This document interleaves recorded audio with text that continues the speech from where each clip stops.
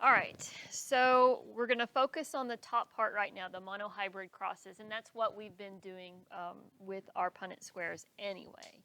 It's just been a monohybrid cross where we're looking at one characteristic. Eventually, we're going to get into dihybrid and multi-hybrid, if you will, crosses, but I'm going to show you some cheats on those. The reason for this little handout is the ratios. The ratios end up being something that's very helpful and very important. And especially we'll see that in some of the questions to the packet that we're going to do here in just a minute. All right, this says genotypic ratio. What is a genotype? Okay, so we represent genotypes with letters, but then what do those letters represent?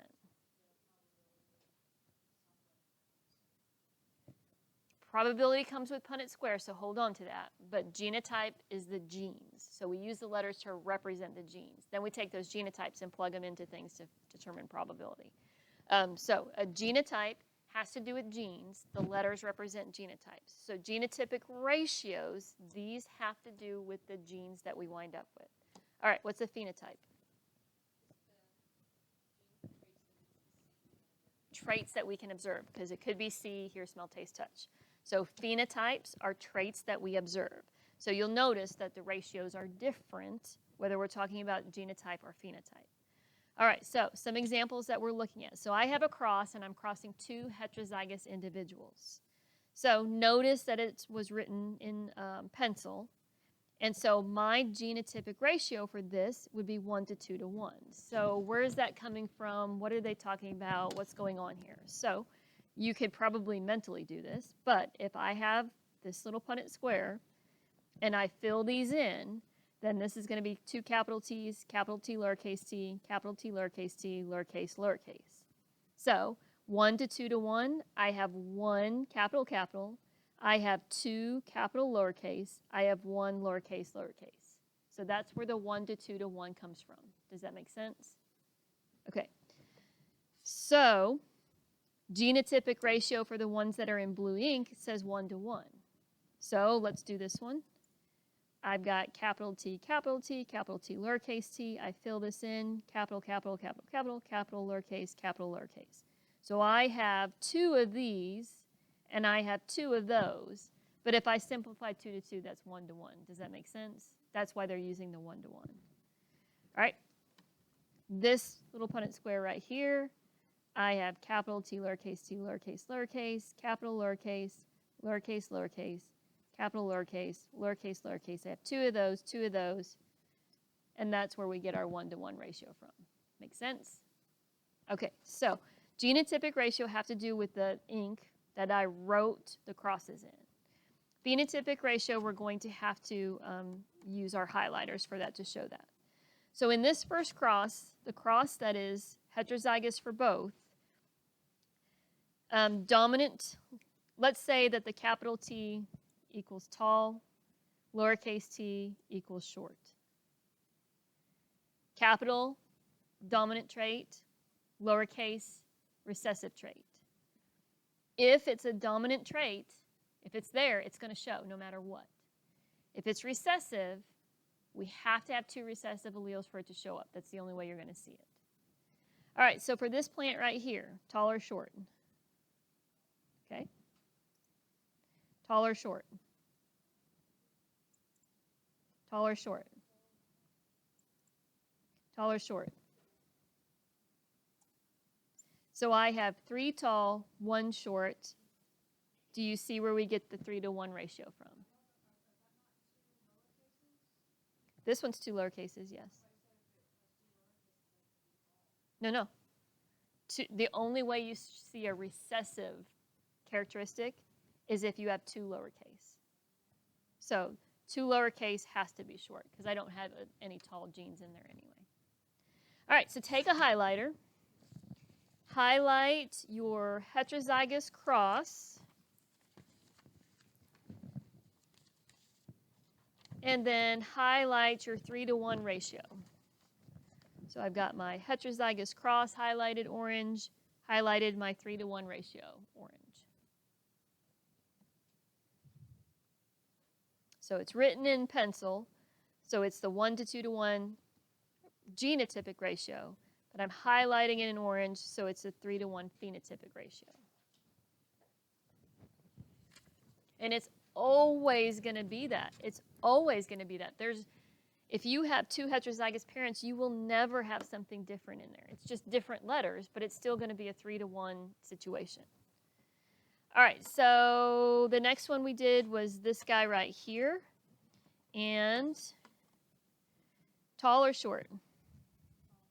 Tall or short? Tall or short? Tall or short? Tall, tall, tall, tall. That's my genotypic ratio. My phenotypic ratio, it's all the same because they're all going to show as tall. So grab yourself a different color highlighter. I circled mine, but and mark your capital or homozygous dominant with your heterozygous. They're all the same phenotype.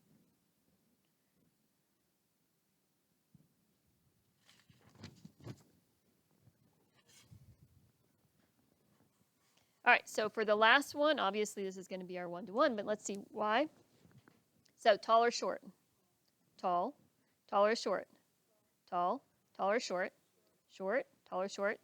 So these two are tall, these two are short. I have 2 tall to 2 short. Do you see why it's a 1-to-1 ratio on there? Okay, so grab a third color highlighter or some way to indicate that that phenotypic ratio goes with that situation.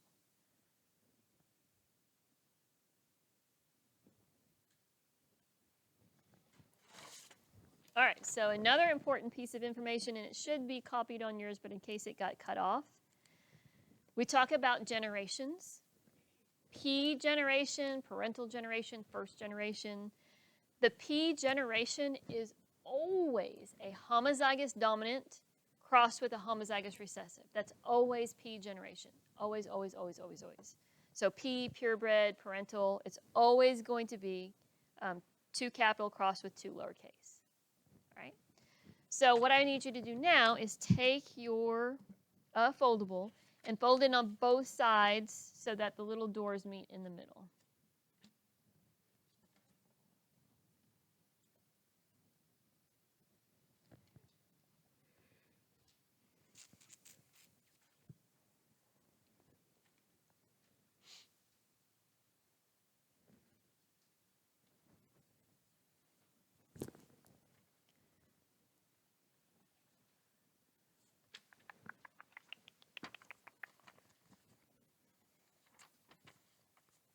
All right, so on the outside, on the top of my little foldable, on the left-hand side, I put P generation. On the right-hand side, I showed what that P generation cross will look like.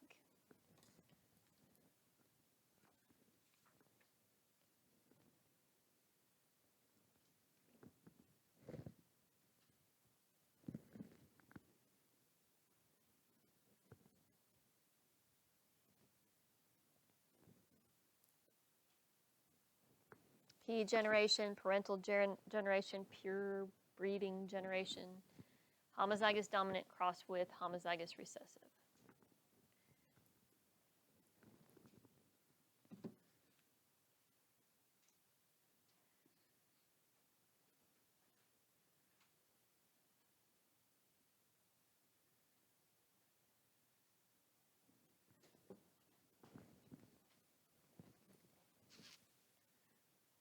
All right, so that's no fun. We've got to do something with this.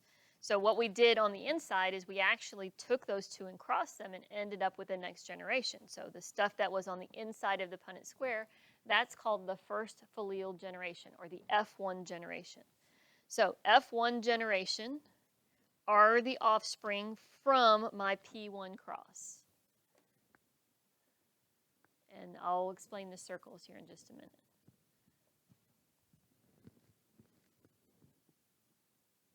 F1 generation are the offspring from the P1 cross, or from the P generation cross.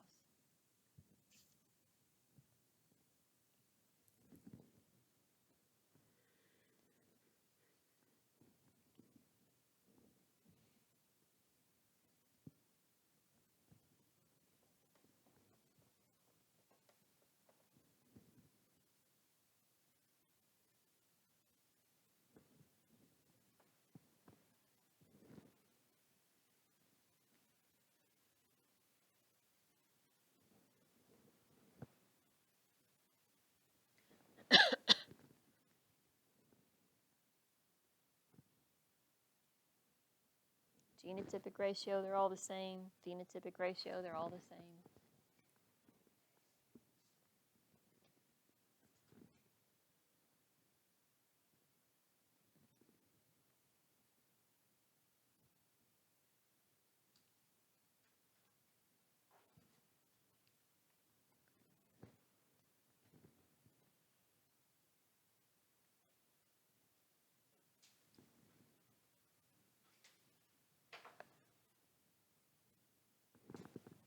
All right. I can take two individuals since they're all exactly the same. It doesn't matter which two. I just chose the two on the bottom because that makes it easier for my diagram. But I can take any two of those individuals and cross them. If I take these two individuals that I've circled and cross them, what do you think their offspring are called? F2 generation. So my F2 generation is when I cross two F1 offspring. And the F2 generation are the offspring that I get from that.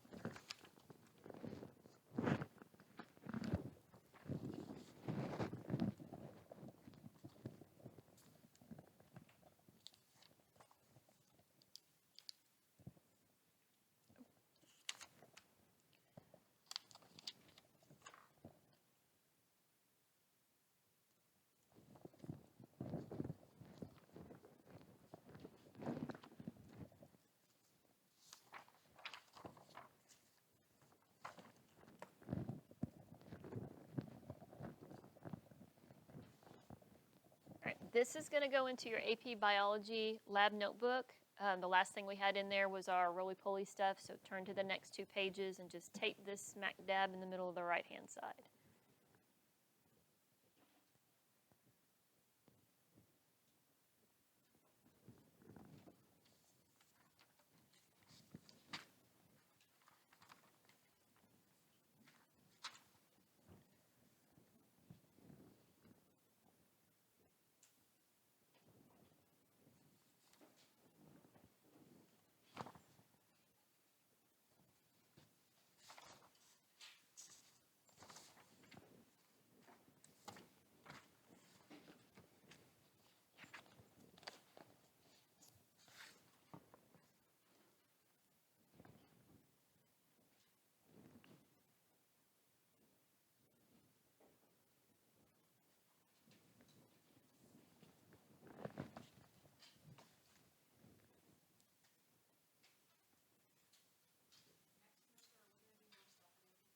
Yeah. I'm trying to catch up a little bit right now. We were kind of focused on PBS stuff, so. I mean, we still did a lot, but we were behind about 3 major items, so it is what it is.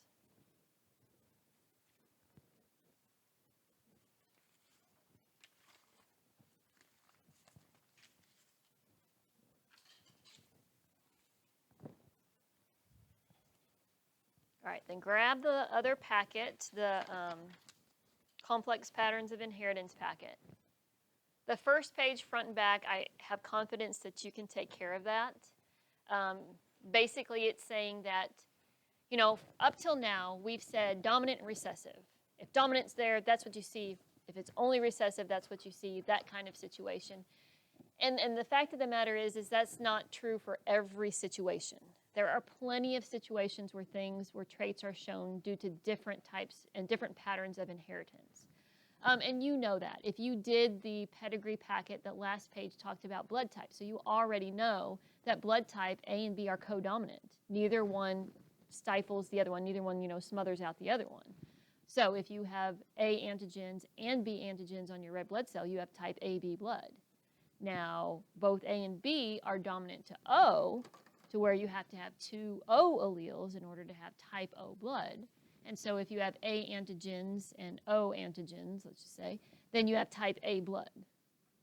So A and B are codominant. So there are other patterns of inheritance, and that's what you're going to look at on the front and back of that first page. So go turn to the back page. This is the one that's going to be a little bit hairy, scary. And then make sure you have a separate sheet of paper. Like there's paper up here on top of the computer cart if you need some. But when we do these problems, when you do these problems, this is not enough room for your answer. And especially right here at the beginning, you need to baby step things out so that if you get something wrong, I can see where you're getting it wrong and what your issue is. Because for these chi-squared, even though we're pretty decent on the process of chi-squared and that itself, getting to the point where you can do the chi-squared analysis on these is a little bit intricate. So that's why you need a separate sheet of paper, and we're going to write our work on a separate sheet of paper, and we're just going to spell things out, and we're going to baby step it. And then you're going to do that whenever you do the rest of them. This packet is your first homework assignment for the second semester. So tomorrow you have your EOC. You are more than welcome to take as much time as you want to. You can work on the EOC until 11:15 if you feel the need to do that. That is just fine because it's not timed. But most people get it done within, just the biomed time. So planning on that, because that's when most people, the amount of time most people take, you'll probably have some time left over in class. If you have time left over in class, you are more than welcome to work on your homework assignment for the first semester. Now, this homework assignment will be given a due date that's a week after it's technically assigned, and it won't technically be assigned until January. But you are always more than welcome to turn in things early. So you get it done, you turn it in early, and then your first couple of weeks will be a little bit easier. If you do the Christmas credit, especially the HBS Christmas credit, where you go to the links and look at all the terms, that will also definitely help you that first week especially. Because when we first get back, that's one of the first things that we're doing is on the mannequins, we're labeling anatomical terms on there. So you can still do that if you haven't done the Christmas credit, but you're going to have to do research, and that takes time. If you've done those assignments, if you've done that Christmas credit, Mr. Skeleton, and those three little matching game kind of things, then when you come back in January, it's going to be a lot easier for you to remember where stuff's at and place it. It's going to be a lot, and it's going to help you out a little bit.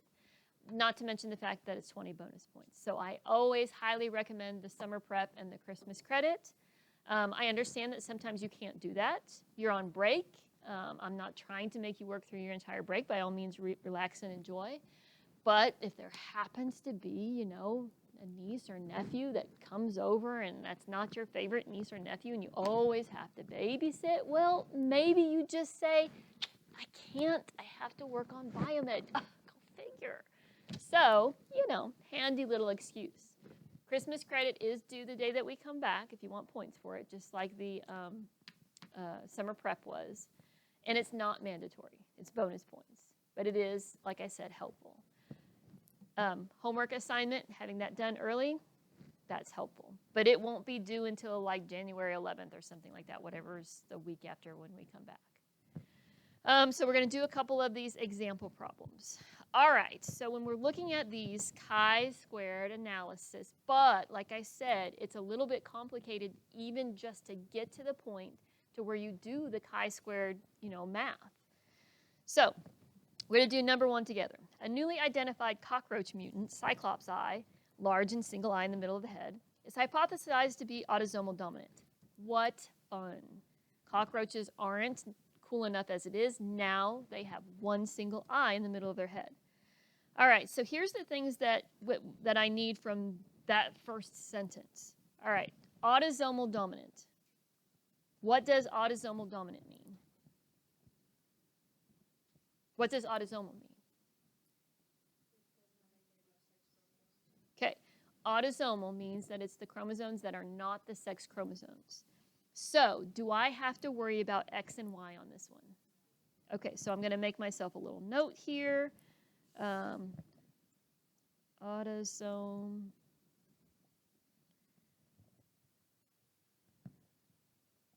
means male, female, not important. And of course, you're probably going to write it a lot smaller. No XY needed.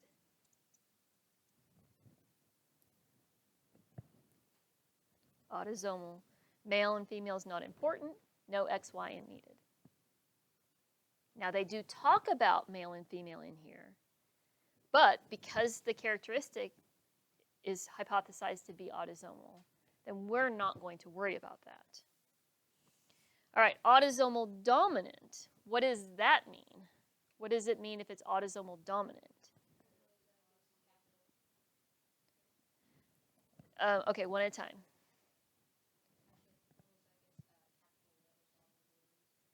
Oh, okay, so homozygous capital. What does that mean, homozygous capital? Yes, and so what does that mean for the cockroach? If he's got two capital C's, if he's got two, he's going to have the trait. Okay, what did you say? Okay, is there anything else? Is that the only one that's going to have the Cyclops eye? Who else?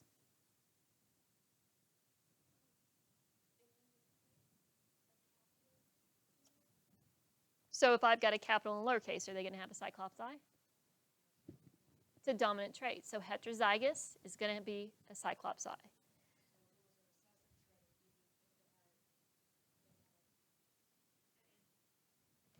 So yes, so if this said autosomal recessive, then this person would not show the trait. Yes. Right. So lowercase, lowercase. Does this one have Cyclops eye? No. So on this, they're talking about wild type instead of normal. Wild type kind of means normal. So I know that this is our wild type. These two are both Cyclops because it's dominant.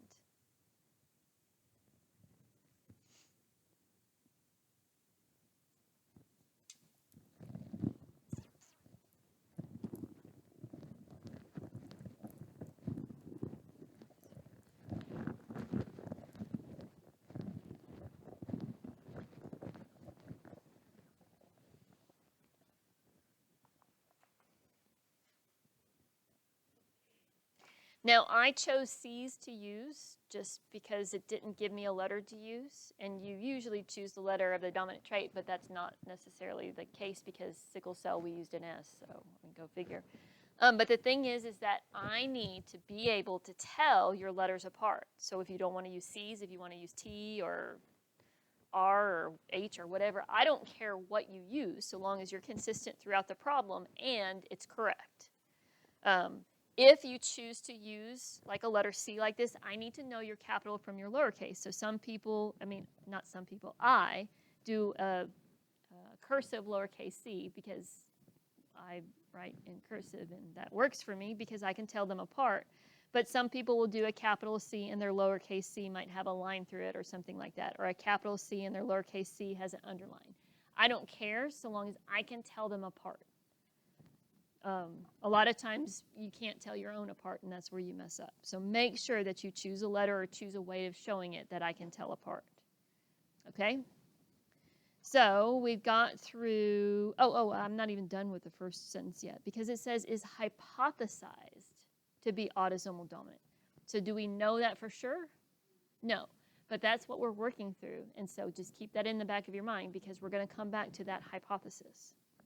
All right, the experimenter started with homozygous wild-type females and homozygous Cyclops males. What does homozygous mean? Okay, so if we're homozygous wild-type, what is that going to look like? What's the genotype? Okay.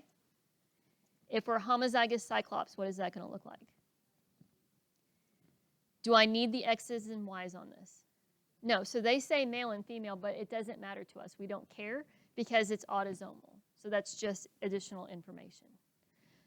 P1 cross is always purebred homozygous recessive, homozygous dominant crossed together. And so that's basically what they're saying. And they could have said it that way. They had a P1 cross. The data from the F2 generation. Okay, so we kind of need to start. Where did I put my little piece of paper? Here it is.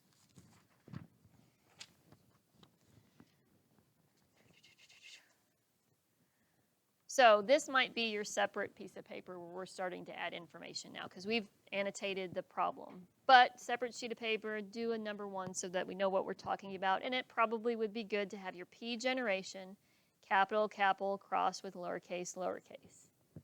That's our purebred P generation cross. We could do a Punnett square if we needed to, but I bet you can tell me what the F1 offspring are going to look like. What's their genotype? If I cross these two, what am I going to get? Right.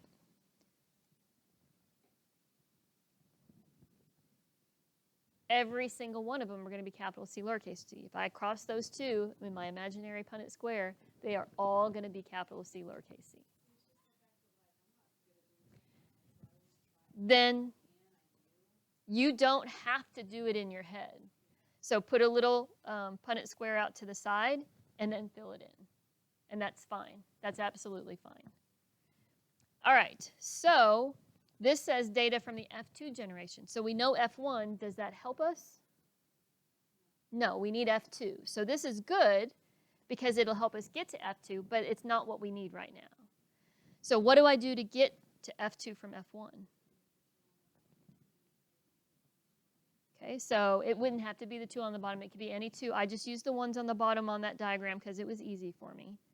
So we're putting those in a Punnett square. This is capital, capital, capital, lowercase, capital, lowercase, lowercase, lowercase.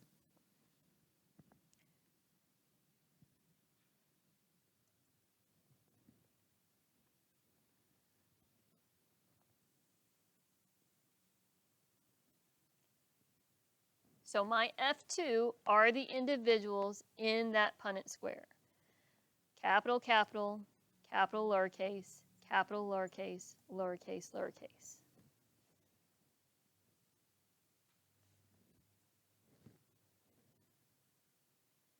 So what is my, oh wait, hang on. I'm getting ahead of myself here. All right. Cyclops eye or normal eye? Cyclops eye or normal eye? Cyclops eye or normal eye? Cyclops eye or normal eye? Okay, so these are all Cyclops. This one is our normal or wild type. What is my ratio? Okay, so my phenotypic ratio here is 3 to 1. But you could even just go back to your little Dumaflocci here and not even have to worry about that because I see that it's going to be 2 heterozygous, my phenotypic ratio is going to be 3 to 1, and you could do that. Or you could do it, put it all out on paper if that's the way you need to see it. So if I cross 2 heterozygous individuals, I expect to get 3 Cyclops and 1 wild. Does that make sense? Do you see why I used the word expect? Why did I use the word expect? Okay, okay. And then why else did I use the word expect? And what is expect results important for? For chi-squared. We need an expected piece of data in order to do a chi-squared analysis. So this is our expected ratio. But 3 and 1 are not helpful.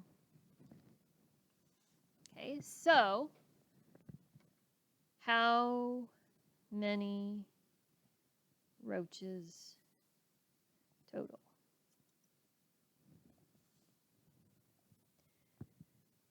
In my problem, it says that there are 44 wild-type males, 60 wild-type females, 110 Cyclops males, and 150 Cyclops females. Does male or female matter? No.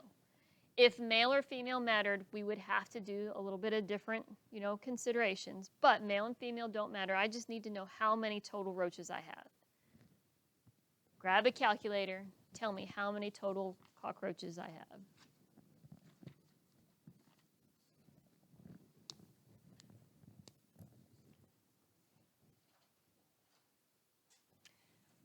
Yes, is it just you? Okay, when Faith gets here, then I'll go over it. Or is, when you say she's supposed to come? Oh, okay. So in the meantime, you can at least do the microscopes for me. So microscopes, that's how the cord gets wrapped up, and it's got the little Velcro thing, and that goes on this shelf and that shelf. Okay.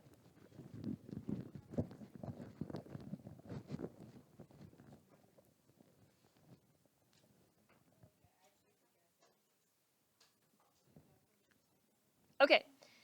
So this is how many roaches I have in all. And out of 364, I know there's a 3-to-1 ratio.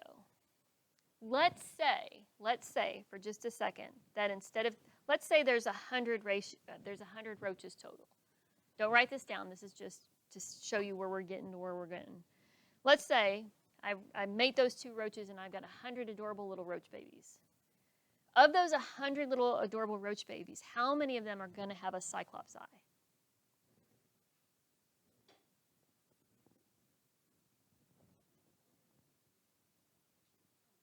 1 out of every 3.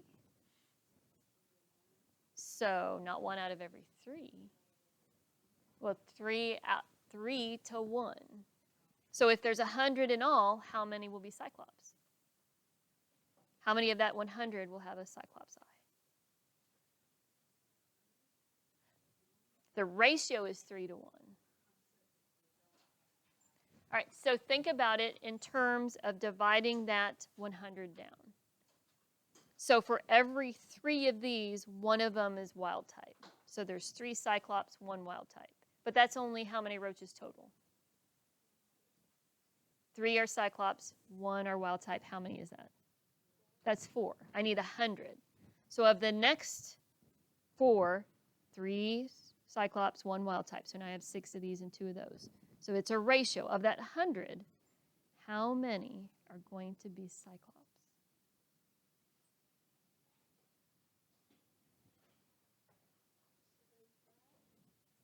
How many are going to be wild type? Do you see where these numbers come from based on our ratio and how many total that we have? So Jasmine, Callie, do you see where these numbers come from based on our ratio and how many total we have? So think about it in terms of money. If I have $1, 4 quarters make $1, right? So 3 to 1. So 3 of them, 1 of them. Okay, so that's just kind of simplifying things. But we need a trick because it's probably never going to be a nice, easy, round number. So how can I use this in order to get to here based on how many total I have? Give me a trick. Math it out for me. Okay, stop there for just a sec. Divided by 100 by 4. Do you see where a 4 might come from with this? So how do we use the ratio to get the 4? Add the numbers together, that gives us 4. But 100 divided by 4 doesn't give me 75. 100 divided by 4 gives me what? So then how do I get to the 75? 3 times 25 gives me my 75. 1 times 25 gives me my 25. Does that make sense? Okay. You can also do percentages. You can also take that 100 times 75%, or times, Yes, because this would be 75% and this would be 25%, because that's what they're adding to. But technically and typically, people don't like percentages, so trying to find another trick for that. 3 plus 1 is 4. 100 divided by 4 gives me 25. 25 times 3 gave me 75. 25 times 1 gave me the 25. All right, but that's not the numbers that we have to work with. We don't have a nice round number. We have 364. But the ratio is still the same. The ratio is still a 3 to 1 ratio. So what am I going to do with this information? Divide what by 4? Okay, so divide 364 by 4 and tell me what you get. 91. Okay, so 91. Okay, 273 what? Yep. And then what? And 91 what? Okay. So because it's a 3-to-1 ratio, out of that 364 total roaches, I expect a 3-to-1 ratio in terms of Cyclops versus wild. So 3 plus 1 is 4. We did 364 divided by 4, which gave me 91. So 91 times 3 gave me the 273. 91 times 1 gave me 91. So I know I would have 273 Cyclops and 91 wild. Just be careful on that ratio, what the ratio is showing. This 3 is for my dominant, the 1 is for the recessive. So make sure you pay attention to that. All right, how are we doing so far?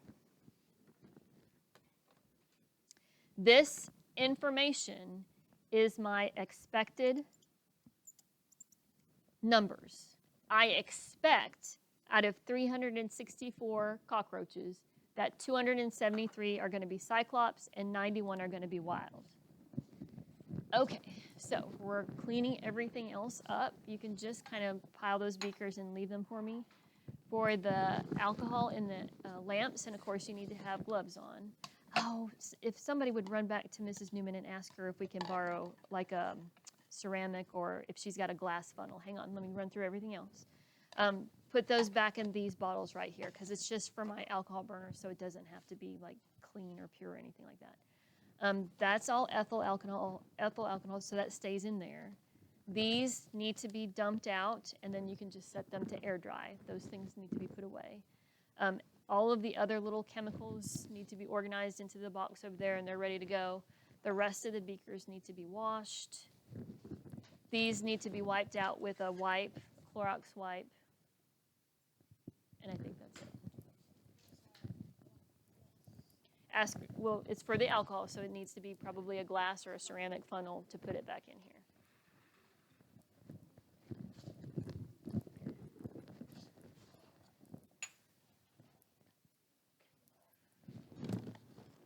And Liz, no matter which alcohol lamp you use, you have to unscrew and take the wick out and then put it like on a paper towel because it'll air dry. Same thing for this one, but be careful it doesn't get pulled out of the little screw cap. And then just set them out. Okay, so that's our expected values. Out of 364 cockroaches that are born, we expect 273 to be Cyclops, 91 to be wild. That's expected. Where am I going to get my observed information from? I need to get my observed information to put it in my chi-squared. Where am I going to get it from?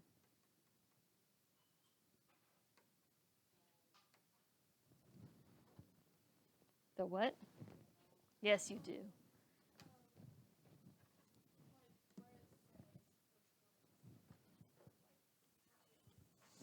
So the problem tells us. The problem tells us what we ended up with. So that's our observed. So for our observed, it tells us that we had 44 wild-type males, 60 wild-type females, 110 cyclop males, and 150 cyclop females. So it tells us. Do we need to worry about male and female? So what's the only characteristic we need to worry about? How many of cyclops, how many of wild-type? So I have 44. This is my wild-type. I have 44 males, 60 females, cyclops. I have 110 males, and I have 150 females.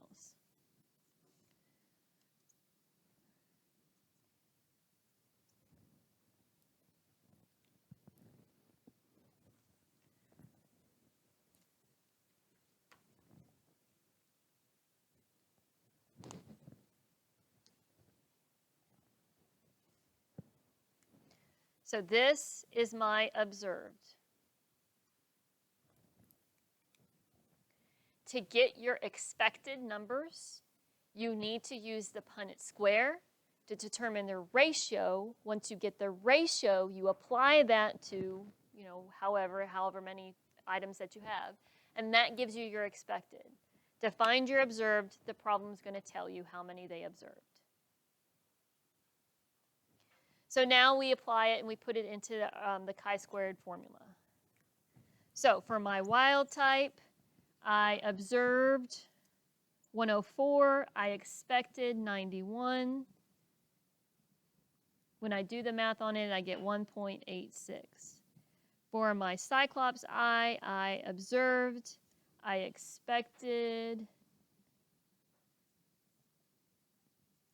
When I do the math, I get 0.62.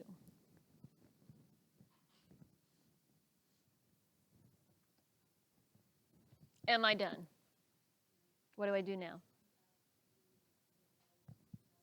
Okay, so I add these two together and I get a chi-squared value of 2.48.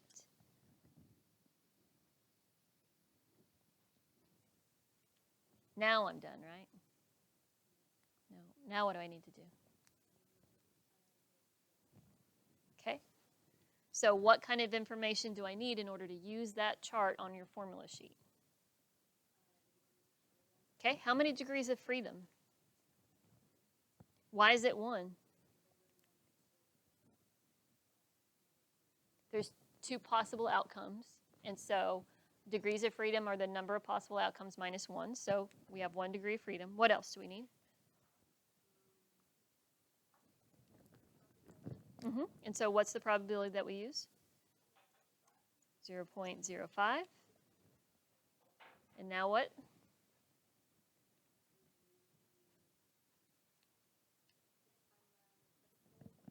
So what's the critical value if we're using 1 degree of freedom and a probability of 0.05? All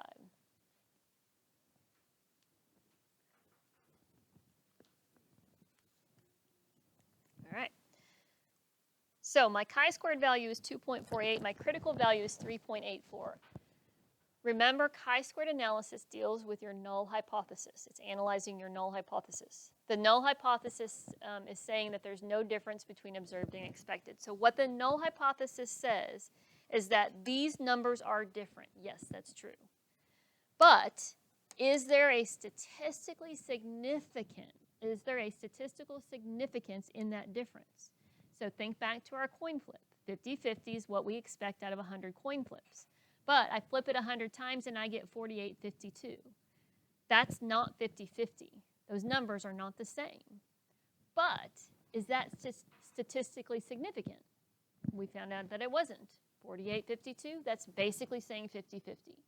47-53, that is not 50-50. Those are not the same numbers. But is there a statistical significance? We found out that there's not. So we expected 91, but we had more than that. Is that difference in those numbers, is that statistically significant? Is the difference in these numbers statistically significant? Right, so my chi-squared value is less than my critical value. What does that tell me? Does that mean our null hypothesis was rejected, or did the data fail to reject the null hypothesis? Because my chi-squared value is less than my critical value, that means the data failed to reject the null hypothesis. That means that even though there's differences in these numbers, that it's basically still the same thing. Any difference is due to chance.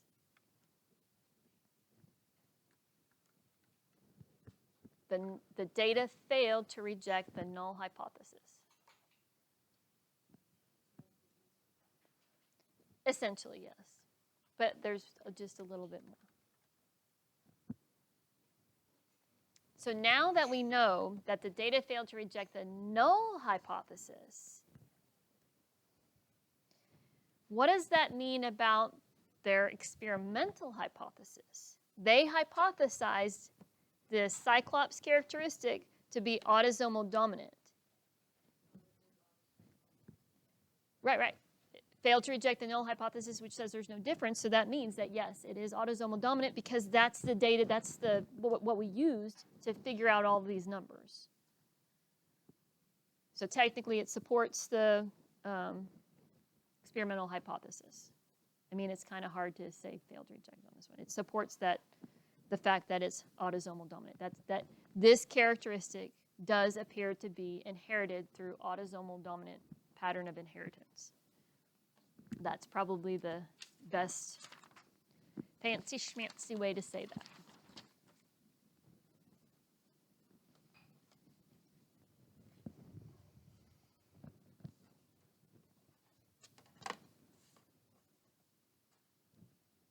right, now we're going to look at number 4.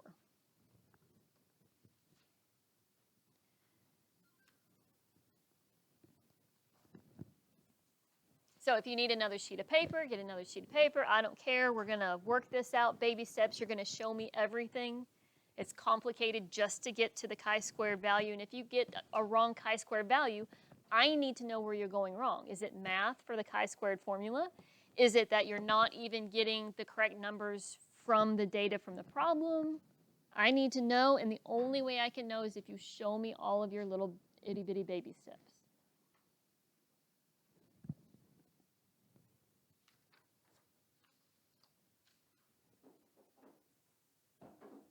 Okay, bow legs is hypothesized to be X-linked recessive. What does that mean? Sex-linked, so we do have to worry about X and Y chromosomes.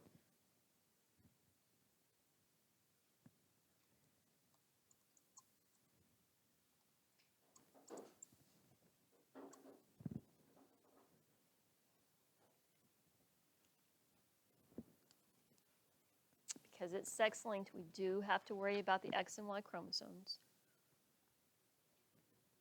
What does the fact that it's X-linked recessive mean? And that's a good way to put it. So if you have a capital letter, then that means you're going to show the dominant trait, but you'd be a carrier for the... Okay, well then, I mean, I'm sure that'll work. I forgot what I was saying. Okay, recessive. So if you have if you have a capital letter, you're going to show the dominant trait. So the only way that you're going to show recessive is if all you have are lowercase letters, all you have are recessive alleles. Whether that means you have 2 recessive alleles or if you just have 1 recessive allele. If all you have are recessive, then you're going to show the recessive trait, but that's the only time you're going to show it.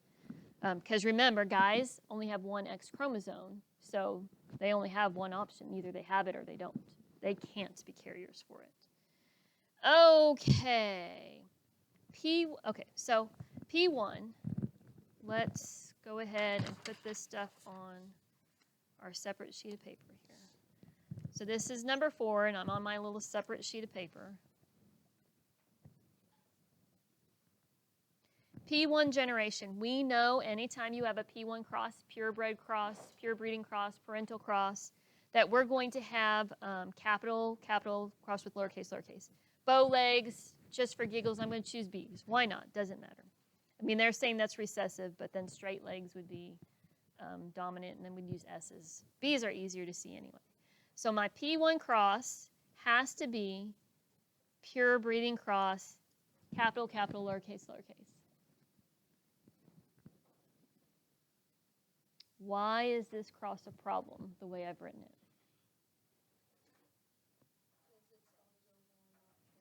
Because this is written as autosomal and not written as sex-linked. So we have to write it as sex-linked. So what are the letters for female? And letters for male?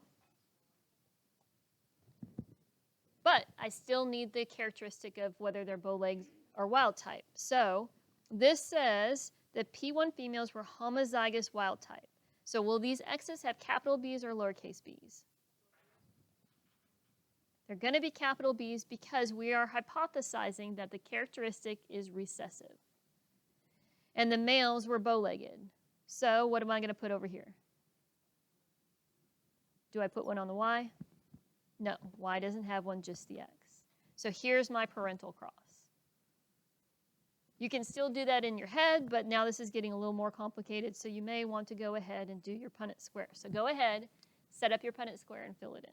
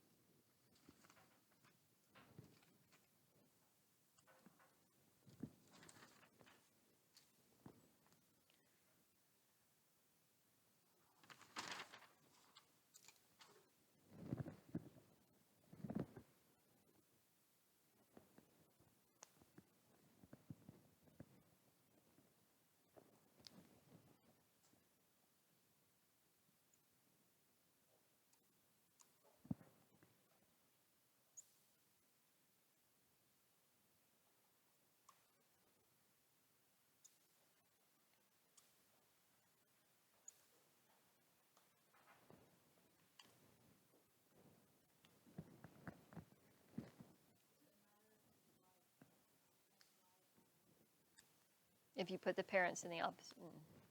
It's just going to change the arrangement on the inside.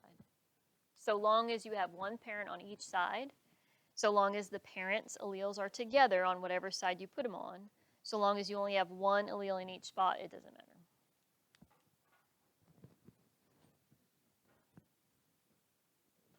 Okay, so let's take a look at what we have here. Okay, so in this square, male or female?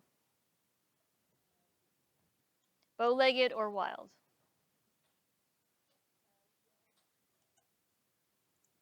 Male or female? Bow-legged or wild? Male or female? Bow-legged or wild? Male or female? Bow-legged or wild? Okay. What's our phenotypic ratio? Say that again. Now, technically it's 2 to 2, but we simplify that, and it's 1 to 1.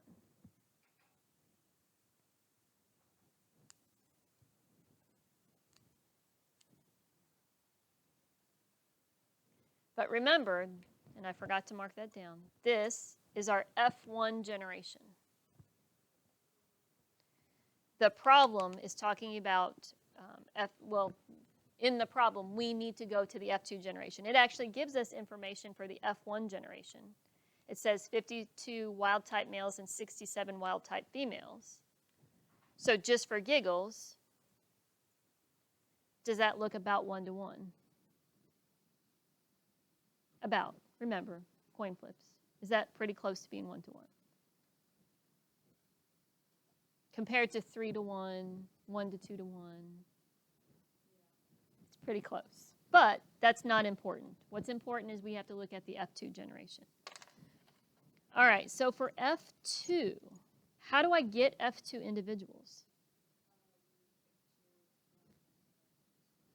So when I pick 2 from this, am I going to pick these 2? Can I? Why not? Sort of, kind of. Let's explore that a little bit further. Why can I not pick these 2?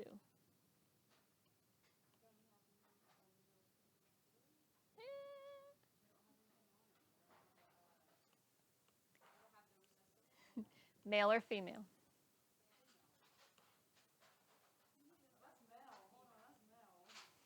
So why can't I pick these 2?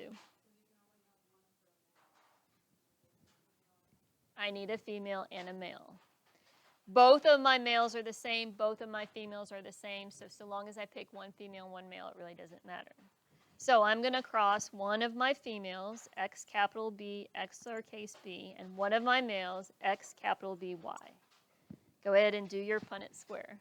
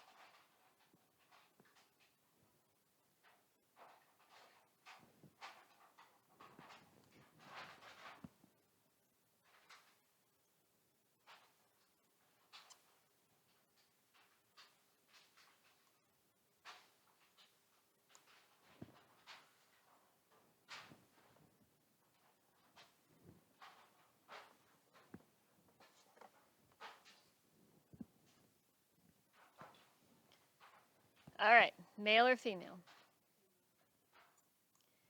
Wild type or bow legs? Male or female? Wild type or bow legs? Oops, I gave that away, didn't I? Male or female? Wild type or bow legs? Male or female? Wild type or bow legs? What's our phenotypic ratio?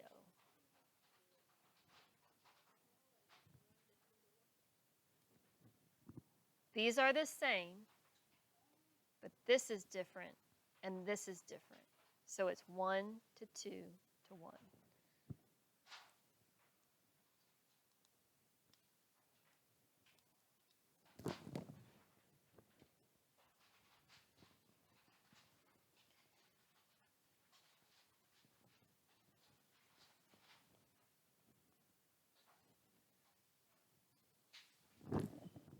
Okay?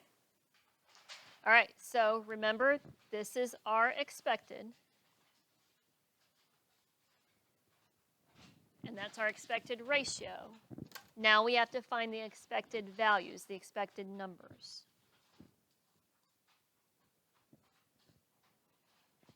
So how many F2 generation critters do we have in all?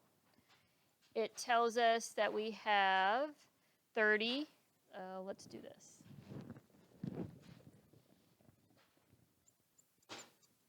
We've got male, wild. That's 52. We have female. Oh, nope, I'm the wrong one, aren't I? 30 wild type males, sorry. Male wild was 30. Female wild was 75. Male bow-legged is 40.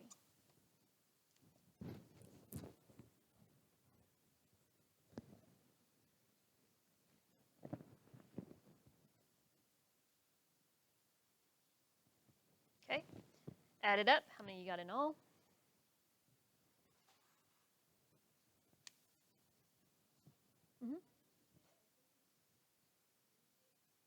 Yeah, you can unscrew those too. Just be careful with the wick on it. Okay.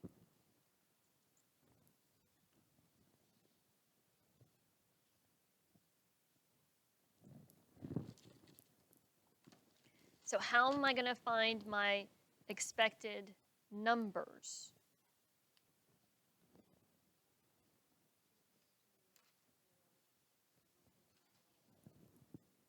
And what do we get?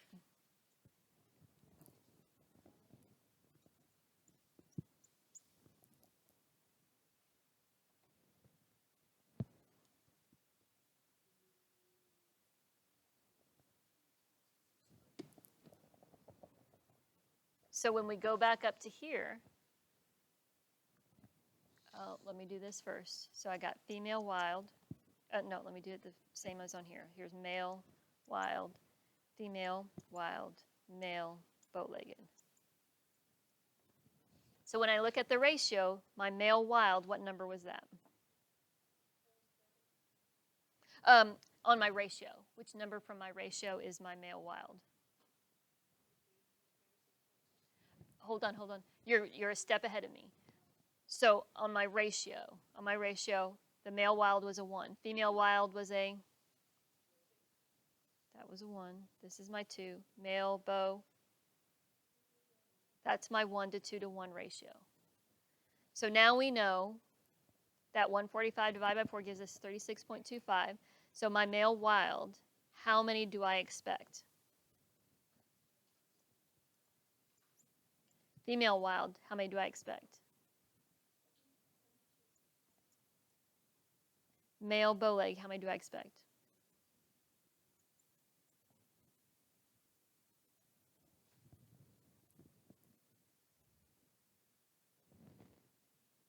So those are my expected values.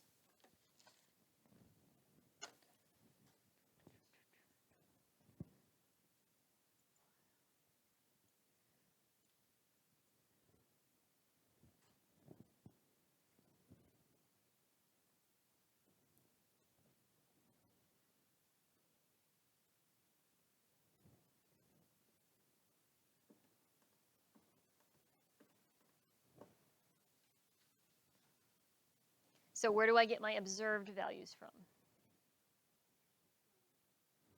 Get my observed values from the problem. So when I go up in the problem, male wild, let's see, F2 generation. Oh, I have it right here. That's stupid. Male wild is 30, female wild is 75, male bow is 40. These are my observed.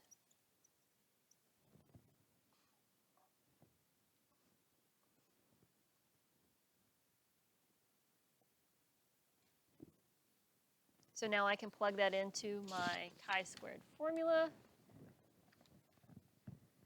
Let's see, I observed 30.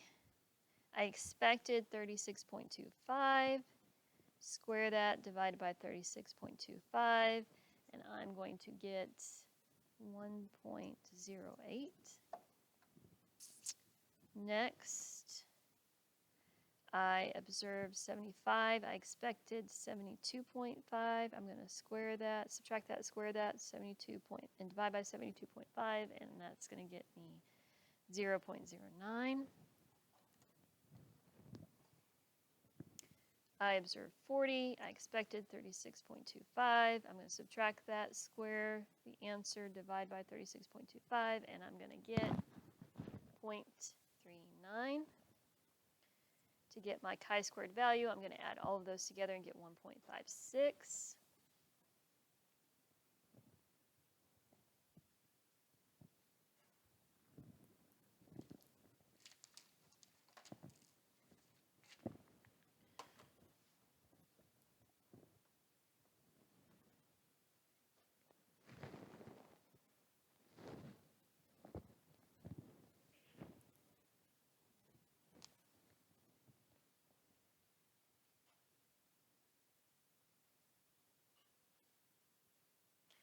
All right, so I know my chi-squared value. What else do I need?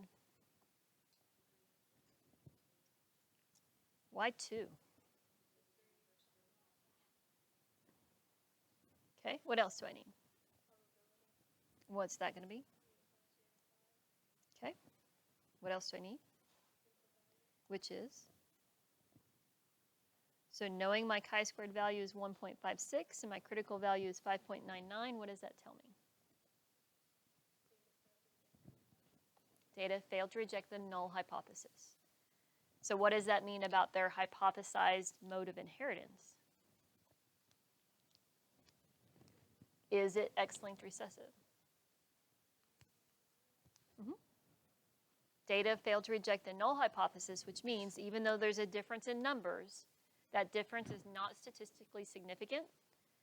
And because we used X-linked recessive in our data here, because we used that, that means it supports that mode of inheritance.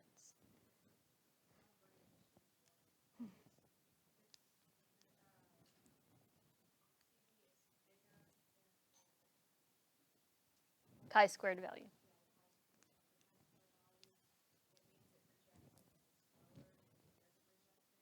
If the if the chi-squared value is less than the critical value, then the data fails to reject the null hypothesis. If the chi-squared value is bigger than the critical value, then it's rejected. The data rejects it. And let's just say for a second, let's say the null hypothesis was rejected. What does that mean about the experimental hypothesis? Is it X-linked recessive? Is that the inheritance? No. So if this gets rejected, because everything we used goes along with their hypothesis, that has to reject that. All right, so on that packet, the front page, front and back, that's for you. And then 2, 4, and 5, or 2, 3, and 5, that's for you to complete. Please, baby step, write out those chi-squared problems, put them on each on a separate sheet of paper if you have to. I want to see what you're doing and where everything's going on that. Remember, this is a homework assignment, but it's not due until like that first week of January. However, you've got about 20 minutes. You could probably get some of it done right now.